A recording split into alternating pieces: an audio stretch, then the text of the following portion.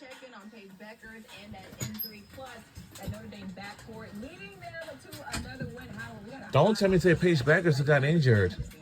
You know, it's what we expected in terms of pace. Both teams playing extremely fast, but it's not what we expected in terms of three-pointers. I'm interested to see which team can find their three-point shot to close out the half. And as soon as you said that, it's probably going to happen. Let's get him back down there. Ladies, we would love that. We've only seen 5 made threes in this game. Tennessee leading the nation, too, in three-point. From Drea Carter's lips to God's ears, yeah. Please. Let's get some of these threes to fall. Spencer will try.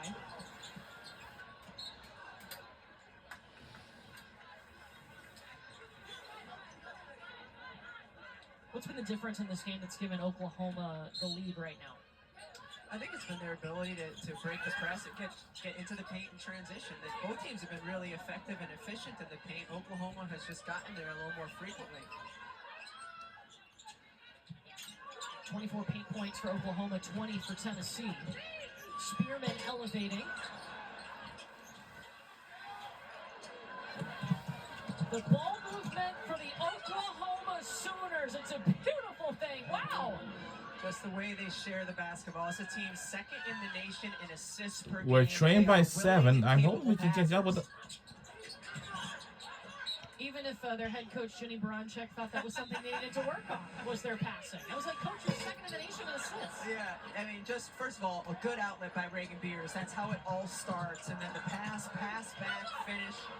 It's funny because I asked Coach Baranczyk before the Texas game, I said, you know, what is your team doing well? What does your team need to improve on? She's like, I'll start with what we need to improve on, which is what all coaches go to. She mentions passing in their second in the nation assist. She mentioned rebounding. They're one of the best rebounding teams in the country. They're first in the nation in rebounds per game. Yes. But glass half full, or half empty, I suppose.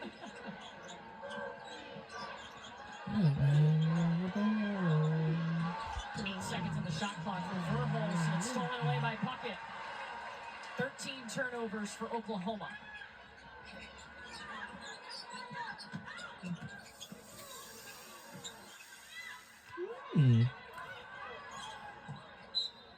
Well, stay here with us. Well, kind of Thursday, Zahina Pow, number 2, South Carolina.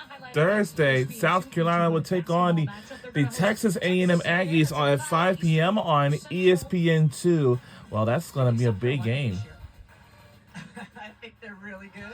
That's going to be SEC on ESPN. Such a fun brand of basketball to watch with their ability to shoot threes, rebound the basketball, still involve their post players. Certainly one of the favorites for a national championship this year. There's Scott again.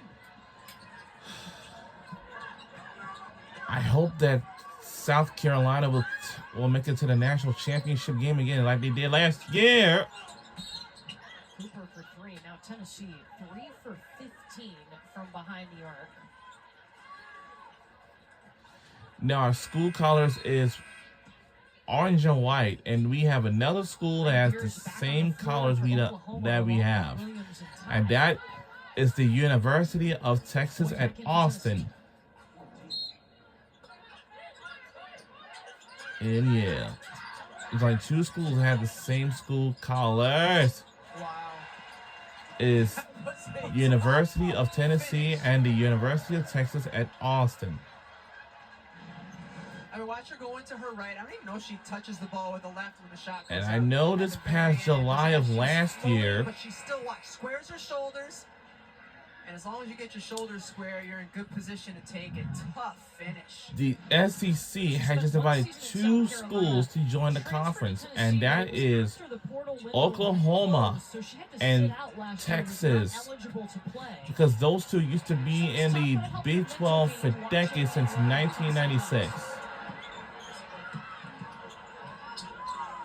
Prior to 1996, Texas and Oklahoma has joined the Big 12 conference, and until the 2023 came, they're ready to end. I feel like Oklahoma this entire game has played Their exactly last the pace time they want to in the Big 12.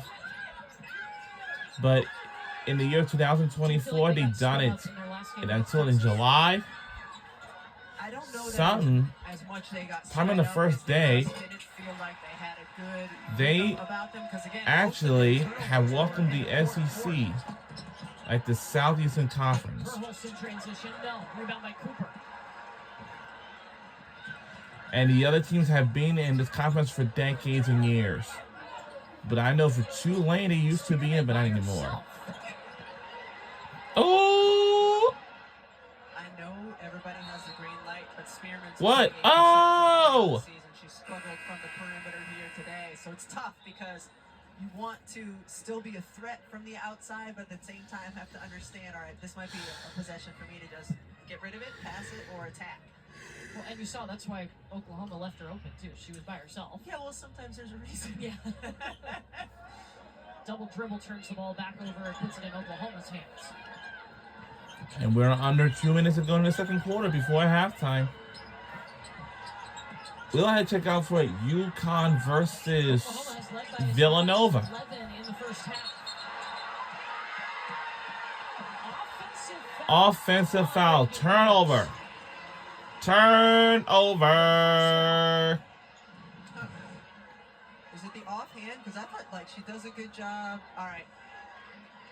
Is it the, is it the shoulder lowering that they called, or the arm first? Because the arm first I get. Riding the arm bar on the defender, yeah. Yeah. At the end, though, she did take her elbow and push her defender away. I don't know which part it was. Oh. Skylar Fan comes out with the rebound. Oklahoma can run. Verhulst, she'll take the three. No. It'll be Tennessee basketball.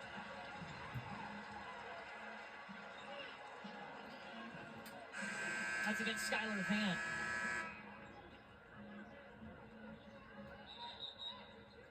So when you look at the possessions game right now, Tennessee with 8 more field goal attempts than Oklahoma. Keep in mind they want to get 20, and they have needed all of them because Oklahoma's shooting 58% so far in this game. They've done such a good job of getting high percentage looks in the paint.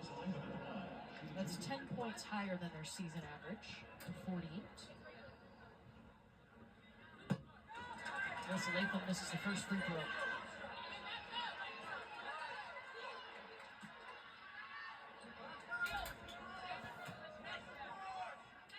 The bonus in the first quarter, right?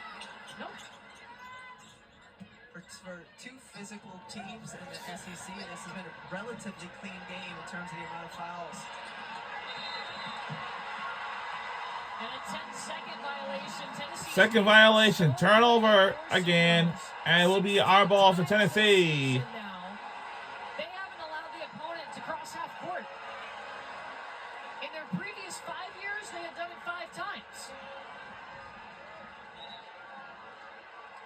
Previous 5 seasons, let that sink in. They Yes. averaged 1 forced backcourt 10-second violation.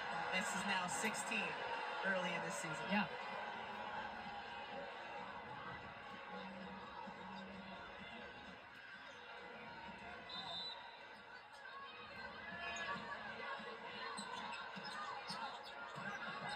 Under a minute until the half.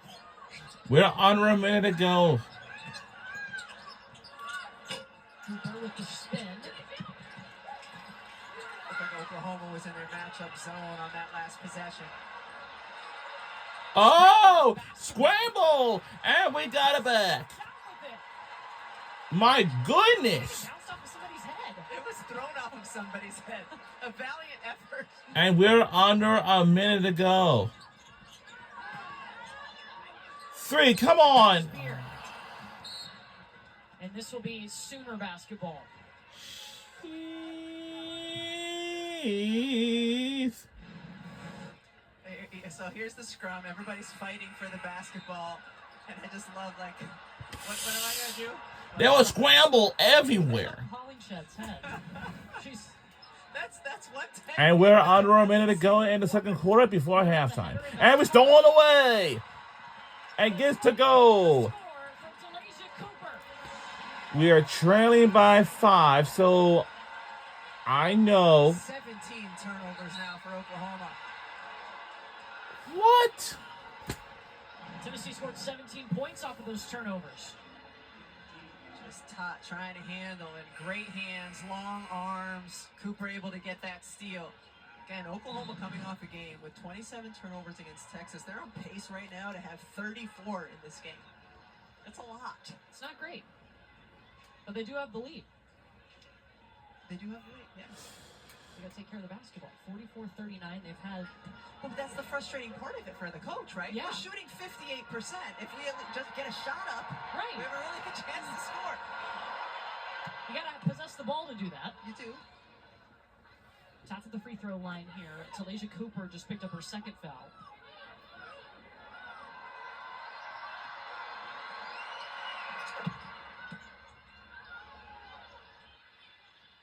Up ahead to Spencer.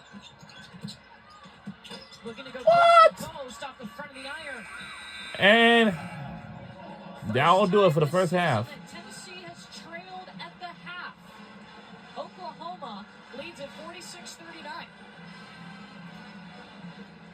When we come back in the second half, can we win? Oklahoma Sooners shooting 58% from the field. They lead at halftime here in Knoxville. Let's get you back to the studio. 7-point lead for the Sooners. We've got high energy and high scoring down there in Knoxville. Andrea Carter, Anita Smith here with you for the halftime Jeep reported. We've got two offenses that average over 90 points per game. We talked about Tennessee forcing the turnovers coming into